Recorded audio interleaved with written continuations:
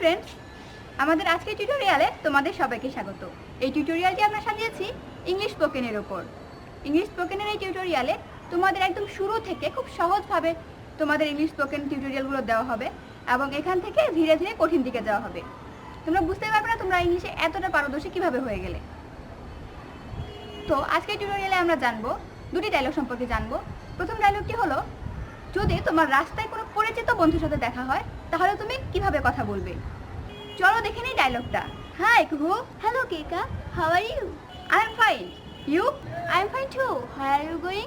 I am going to the library. Why are you going to the library too? No, I am not. I am going to my aunt house. Oh, I have to run. The library is closed in 15 minutes. See you later. See you later. Bye. Bye. প্রথম ডায়লগটি তো দেখলে, এবারে চলে যাচ্ছি দ্বিতীয় ডায়লগে।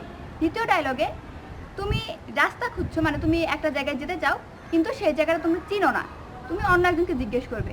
এরকমটা কিন্তু তুমি যদি বিদেশে যাও তোমার এরকমটা হতেই পারে। তোমার একটা জায়গা তোমাকে যেতে হবে, তুমি অপরিচিত একজনকে জিজ্ঞেস করতে পারো।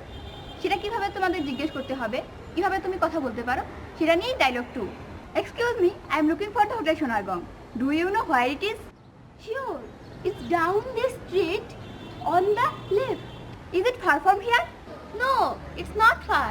How far is it? About a mile and a half. How long does it take to get there? 5 minutes or so. Is it close to the Basuന്ധরা city? Yes, it's very close. The Basuന്ധরা city is near to the hotel. Thanks a lot. Friends, dialogue দুটি তো তোমরা দেখলে। এই দুটি ডায়লগই কিন্তু তোমাদের জন্য খুবই গুরুত্বপূর্ণ এবং সহজ দুটি ডায়লগ। এই ডায়লগ দুটিতে প্রথমটিতে কি ছিল? তোমার পরিচিত একজন বন্ধুর সাথে তোমার রাস্তায় দেখা হয়েছে, তুমি তাকে হাই বলেছো, সে হ্যালো বলেছে। এভাবে কিন্তু তোমরা কিছু কথোপকথন চালানোর পর তুমি দেখলে তো তোমার তুমি যেহেতু লাইব্রেরিতে যাচ্ছ, এরকম তাড়াতাড়ি ক্লোজ হয়ে যাবে 15 মিনিটের মধ্যে বা 10 মিনিটের মধ্যে।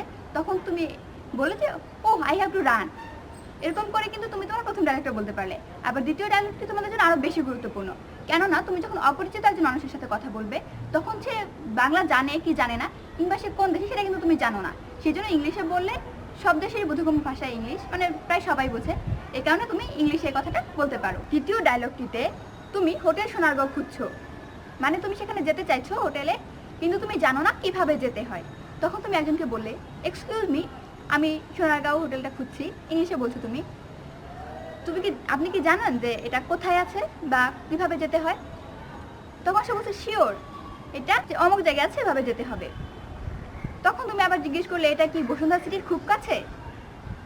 তখন সে বললো যে হ্যাঁ, এটা খুবই কাছে। সবশেষে তুমি তাকে থ্যাঙ্কস জানাবে, কারণ সে কিন্তু তোমাকে একটা হেল্প করেছে।